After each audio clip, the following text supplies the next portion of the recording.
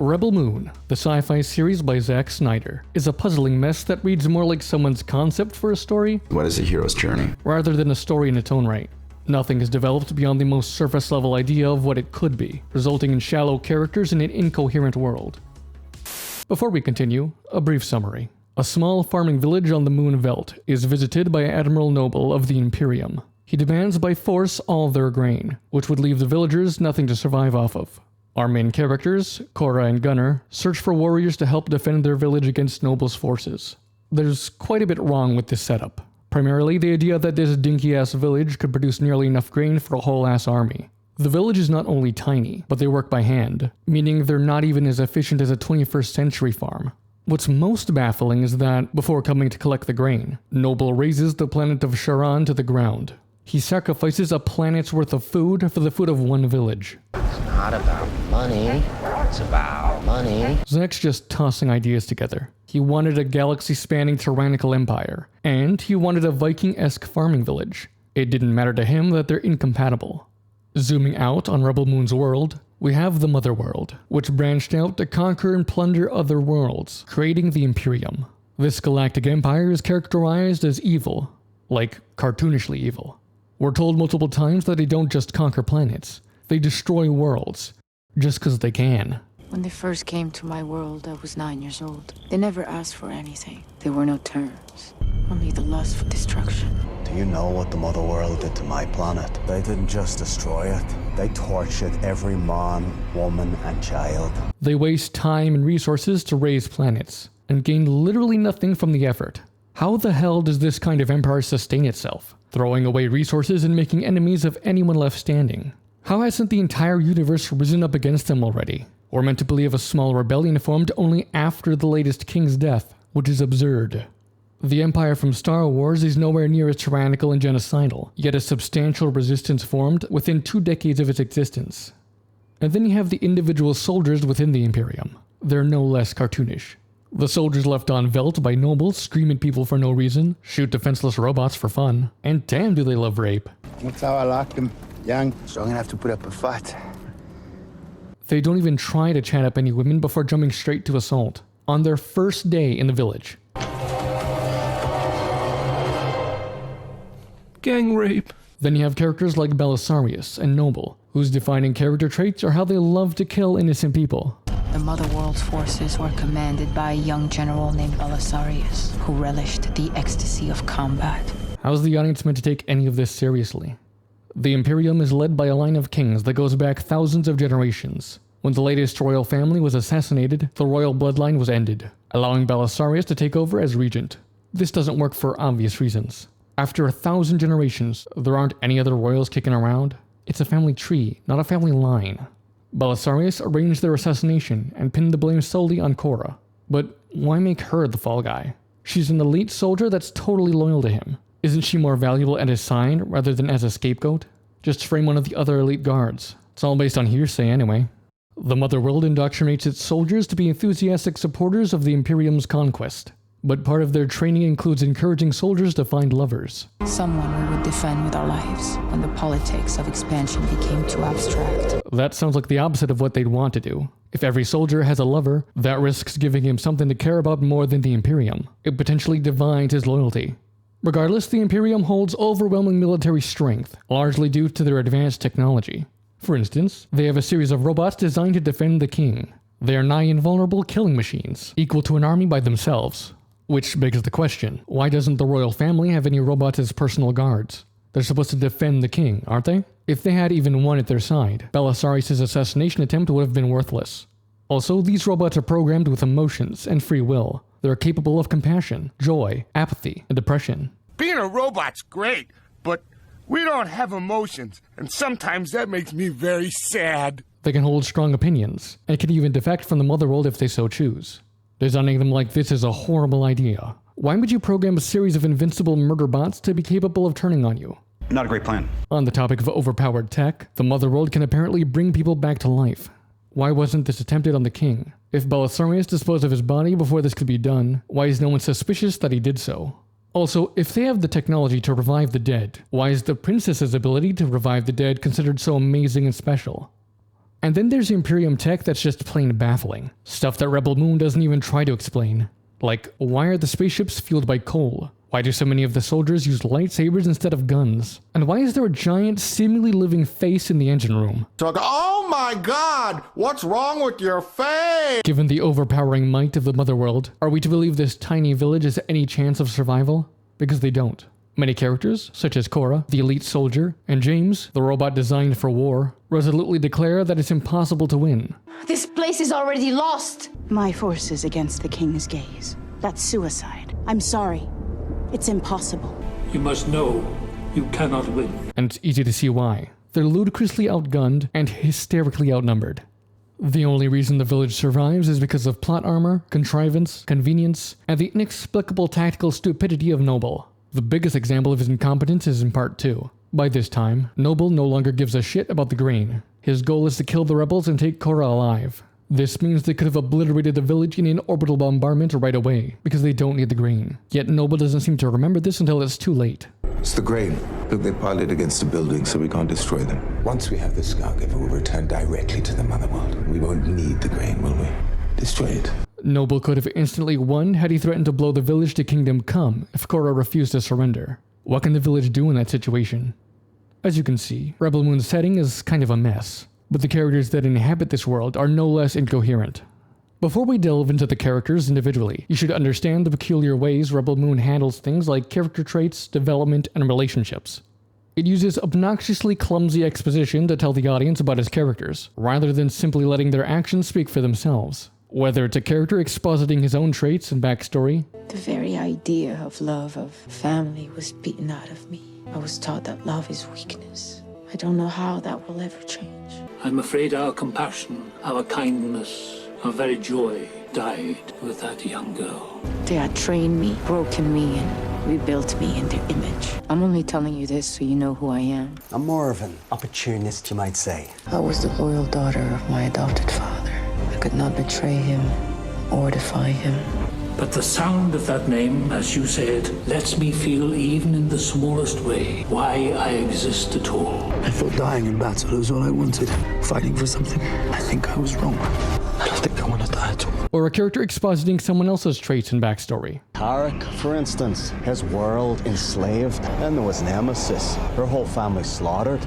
Commander Bloodaxe, leader of the very insurgency the King's Gaze was sent to this backwater of the galaxy to capture. Tarak Decimus, or should I say Prince Tarek. General Titus, his actions at the Battle of Sarawu precede him. The legendary swordswoman known only by the name of Nemesis. Assassinated 16 high-ranking Imperial officers, all in a hunt to avenge her slaughtered children. I know you're in love with her. Under the healing influence of his daughter, the king had begun to see many things in a different light. I felt like General Titus was like the mountains themselves, strong and unmoving. Tarak, your spirit is untamable, but your nobility is undeniable. Young Melius, steadfast and true. Nemesis, fierce as a storm with its flashes of lightning. The storm is the mother of us all. Gunnar, you are our heart, you give us hope. And Cora, you are our guardian wolf. It happens constantly, and often what we're told about a character doesn't match what we're shown. Last hunter who went looking for him ended up with his head on a pike. The great General Titus. In part 2, there's literally a scene that consists of the main characters sitting around a table and telling each other their tragic backstories. Everyone must share the truth. I'll go first. The Motherworld killed everyone I care about, so now I never surrender. The Motherworld killed everyone I care about, so now I want to die fighting them. The Motherworld killed everyone I care about, so now I want revenge. Etc., etc. And what doesn't help is how redundant a lot of it is. We hear about the same traits over and over again. General named Titus, once a hero of the realm who turned his own forces against those of the Motherworld. General Titus, crazy bastard, turned his own men on the Motherworld's forces at the Battle of Sarawu. General Titus, his actions at the Battle of Sarawu precede him. And what incites characters to exposit their backstories ranges from non-existent to tenuous at best. Did you mention kindness? Let me tell you all about me and the princess, because she was kind, or something. When it comes to character development, Rebel Moon kinda skips that part. Like when you're taking a test, and you skip a hard question to do last, but then you run out of time. Characters are established with certain mindsets. Then, without provocation, they completely change their minds. Zack kind of forgot that characters need reasons to change their worldviews. As far as Rebel Moon's relationships go, Zack seems to think that when two characters stare at one another, a deep bond is magically and instantaneously formed. Gunnar and Cora gawk at each other throughout the story. They're in love. Eris and Sam glance at each other a couple times. In love. Nemesis and this random kid stare each other down. They now have a deep mother-son relationship despite sharing barely 2 words with each other before she croaks. That's not how it works. That's not how any of this works. To make matters worse, when Rebel Moon does use character interaction to inform its relationships, it's awkward as hell. So he's on Pollux. That's your plan? That's my plan. What? Guess we need to find a ship to take us to Pollux. You're catching on. Catching on to what? The obvious and only logical course of action? With that out of the way, let's take a look at the wonderful characters of Rebel Moon. As a child, Cora was abducted by Belisarius and raised to be a soldier for the Motherworld. She was indoctrinated into being a loyal and enthusiastic supporter of the Imperium. She was a dutiful daughter to Belisarius, even murdering the Princess Issa on his orders. After being framed for assassinating the entire royal family, she ran away and became a farmer on Velt. Despite her history, and despite describing herself as a child of war that had love and family beaten out of her, she's surprisingly well adapted to humble farm life. There's no trace of the years of indoctrination in her behavior. She enjoys the work, she gets along with everyone, and she doesn't cause any trouble. She loves it here. Look at her smell that dirt. If not for telling us otherwise, the audience would think she's a normal farm girl. Eris is similar. Every soldier is evil and cruel, except him. He's just a genuinely good guy, making him horribly out of place among a sea of mustache-twirling villains. He underwent the same training as the rest of them. Why is he just a normal dude? Anyway, back to Cora. She says she likes the village, but is uncertain whether she can accept it as home. But the story only plays lip service to this dilemma. At the start, she's like, I don't know if this is home. Then when she returns with fighters, she's like, Honey, I'm home! When Noble threatens to return in 10 weeks to take everything the village has, Cora's ready to bounce. The Motherworld is a crazy genocidal empire. Once they have what they want, the village will surely be wiped out, so Cora's gotta dip and let them face Noble's wrath alone. She hesitates when she overhears the soldiers attacking Sam. Finally, she can't take her screams anymore and kills the soldiers to save her.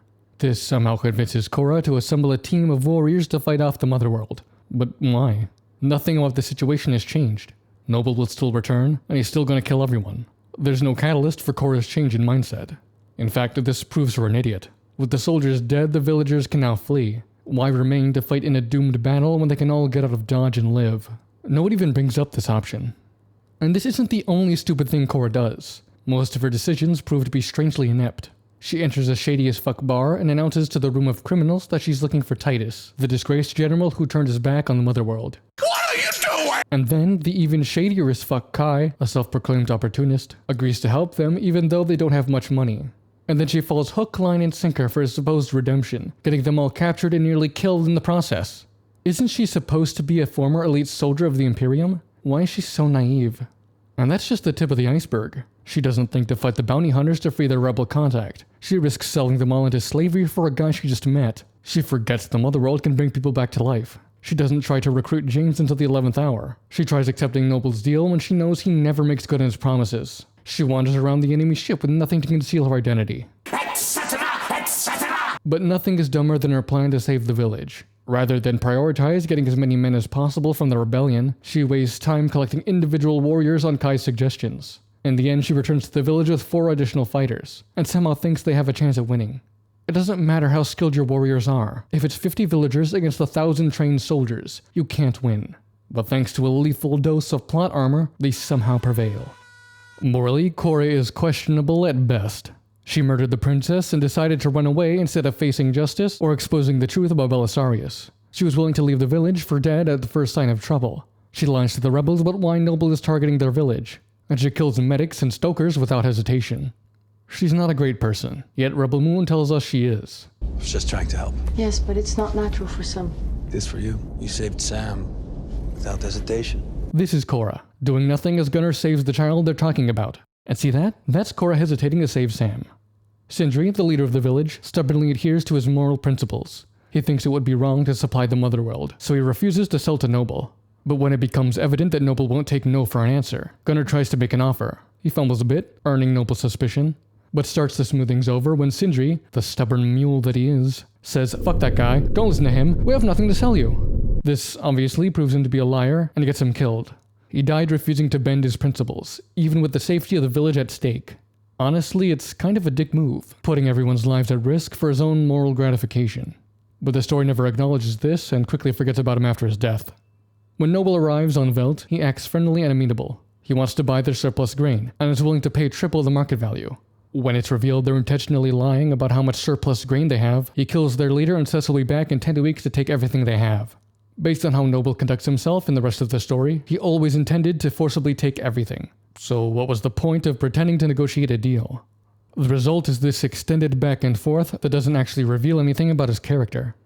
And what is his character, you may ask? Well, Noble is evil, plain and simple. Then he dies. He's brought back to life, and it's said he might be unstable and not the same as he once was. But then he's just as evil, making that plot point pointless. James, or JC-1435, is a robot designed to defend the king and the royal family. After their assassination, he became apathetic and depressed. You ought to know I'm feeling very depressed. He refused to fight anymore. That sort of makes sense. He was built to defend the king, but the king is dead, leaving him without a purpose. Although he still listens to the commands of the Motherworld soldiers. Why? He was built to serve the king, not these grunts. And he has the ability to disobey orders if he chooses, so he's not compelled to obey them. And despite being enthusiastically devoted to the royal family, he doesn't react at all when he learns Korra is their alleged killer. You know that I'm Arthurlaeus, and the assassin of the Princess Issa. Hey bud, got an opinion on this? I serve the line of the slain king. It is my honor to fight. Okay, guess not. If he were behaving consistently, he would have caved her skull in at the mention of her true identity. On Velt, James meets Sam. After some unsolicited exposition. Tell me, Sam, do you know the story of our slain king and his beautiful daughter, the Princess Issa? He says he no longer feels compassion, kindness, or joy. Sam says, nah, you do, which apparently has a profound effect on him. Rebel Moon takes inspiration from the Steven Universe No You school of character development. He says Sam reminds him of the princess, because she's blonde? He comes to care about her after one conversation, so when she's threatened by the soldiers, James breaks his refusal to fight and saves her. Then, despite wanting to protect her, he spends the rest of Part 1 and most of Part 2 doing bupkis. He stands around dressed in elk horns and a cape that, in a better story, might have symbolized something meaningful. Here though, it's just 'cause it's cool. When the battle begins, James lets many of the villagers die, and lets Sam nearly die, before finally joining the fight. I suppose he just now remembered that the entire village getting wiped out includes Sam. He proves to be an absolute menace on the battlefield. Honestly, he might have been able to win the ground combat solo. Thanks, James, for waiting until half the village was dead before lending a hand. Kai is a shady man that likes money and wants to be on the winning side. He helps Korra assemble warriors and rebels so he can sell them out to Noble, but this was completely unnecessary. He knew where all these individuals were hiding. Why not sell that information to the Motherworld? By personally collecting each of them, he incurs great risk to himself. If he is caught with them before he can conspire with Noble, he risks being misidentified as an enemy of the Motherworld. There's also the dangers present on each world they visit. He was almost sold into slavery on Neowadi for Pete's sake. And Kai's plan relied heavily on Korra being exceptionally naive. After admitting he's an opportunist, he wants her to believe he'll help them for very little reward. Then he almost immediately acts like he's had a change of heart, as if this sudden flip isn't suspicious in the slightest. The thing is, this abrupt faux character development is indistinguishable from the real development of the other characters. So if this sudden change was meant to be a clue as to his true intentions, it doesn't work. Oh, and then he dies, because he's an idiot. Tarak was a prince. The Motherworld killed his father and invaded his home. Before her death, his mother arranged to smuggle him off-world to preserve their royal bloodline. Somehow he ended up being indebted to some rancher. When Korra and Co recruit him, the rancher makes a deal. If he can ride their griffin, he goes free. Tarak wins the bet, but as he leaves, the griffin kills the rancher. What is the audience meant to take from this? Are we supposed to be happy that the rancher was killed? What did he do to deserve that? He has Tarak in chains, yes, but Tarak's quick to agree he's working off a debt. I have a debt on my name, and I honor my debts. Then the rancher makes a deal and honors it. As he leaves, Tarak says to treat her well. The rancher laughs, as if to indicate he's going to abuse the griffin. But then he does't. He just tries to ride her, same as Tarak, and gets brutally murdered for it. Are we meant to think Tarak's an asshole? Since the fall of his homeworld, he's desired a glorious death in combat. But in the midst of battle, he decides he doesn't want to die anymore. That's it. That's his arc. Riveting. Nemesis was a mother who lost her children to the Motherworld's cruelty. In response, she got some cool robo-arms and assassinated some high-ranking Imperial officers. When Korra and Co meet her on Dagus, she claims to value justice over revenge, and believes revenge can turn anyone into a monster. but she later declares that she is a creature of revenge.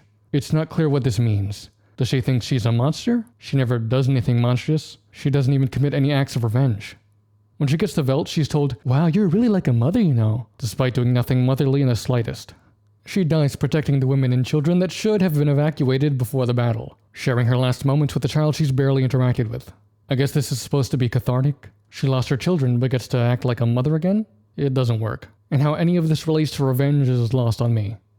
Titus was a famous general that refused to destroy the capital of Sarawu when it voted for independence. This earned him Belisarius' wrath. In the end, Titus agreed to surrender himself so his men's lives would be spared. Belisarius killed them anyway. Feeling responsible for their death, Titus became a sad drunk, unworthy of praise or privilege, wanting to die. Cora tries to recruit him, but he refuses. Then she's like, "But revenge though." And so he's like, "You son of a bitch! Are we to believe in all this time he never considered getting revenge for his men? That should have been like his first thought. Also, he secretly knows that Princess Issa is alive, and at the end of part 2, he recommends they find and help her. If he wants to search for the princess, why is he sitting in the garbage doing nothing? I'd like to highlight an example of the incompetence of Rebel Moon's basic character work. During this interaction, we cut to Tarak for a reaction shot. But not Nemesis. You know, the character all about revenge. Does she not have an opinion, seeing this man choosing to live for revenge? She believes that revenge can turn you into a monster, but that doesn't play out with her or Titus. But I digress. After joining Cora's team, Titus immediately becomes a respectable man again. He stops drinking, he gives inspirational speeches, and he's hopeful they can force the Motherworld into making a deal with the village. Nothing from his backstory, or supposed revenge-fueled motivation, affects his actions for the rest of the story. It's like he got replaced with a different guy off screen.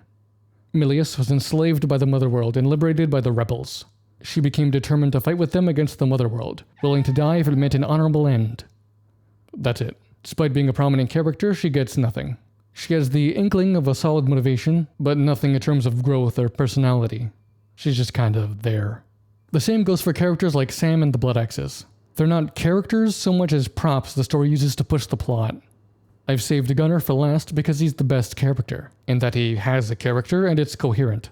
A low bar that Rebel Moon struggles to reach. He wants what's best for the village, so when Noble arrives in need of grain, and it becomes evident he won't be turned away, he tries to make a deal. When this results in Sindri's death and the village in peril, he goes with Cora to collect fighters. He's out of his depth, and that's apparent. He's a simple farmer that's never left Velt before. Now he's off to dangerous worlds in search of legendary warriors. He's understandably nervous and out of his element. Even so, he demonstrates his bravery. When Nemesis is fighting to save a child, he rushes in to help, even when no one else does. And although the situation is contrived as hell, he fights back against Kai after his betrayal. And in the end, he dies protecting the village. His motivation stays consistent, and he doesn't have to constantly tell the audience what his character traits are, which sadly makes him the most well-written of them all. Rebel Moon's writing is painfully shallow. We're introduced to a bunch of characters that psychoanalyze themselves for the audience's benefit, then most of them do nothing, and what little they get to do either contradicts or is irrelevant to their supposed traits. The setting these empty husks inhabit is a hodgepodge of all the ideas Zack Snyder thought would be cool, but without any depth or cohesion. Rebel Moon tries to inject meaning back into these hollow scenes, with heavy emphasis on spectacle and music that desperately tells you what you should feel.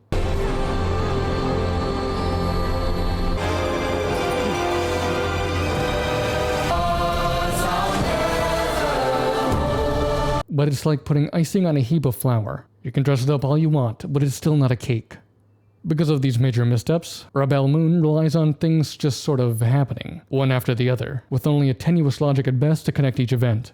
And this process is constantly interrupted by clunky exposition, gratuitous slow-mo, and more clunky exposition. If you like this video, please like the video. You can support me with Patreon and Super Thanks. Till next time.